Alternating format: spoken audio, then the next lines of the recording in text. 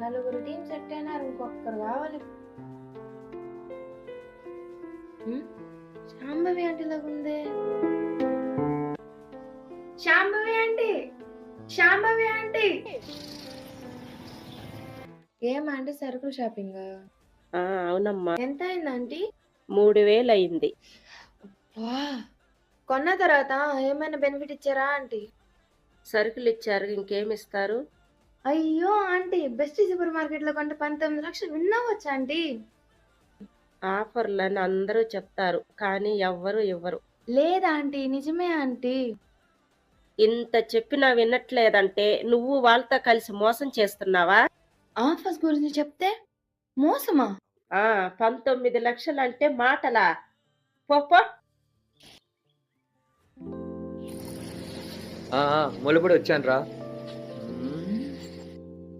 Petrol bunk ముందరే ఉంటాను రా.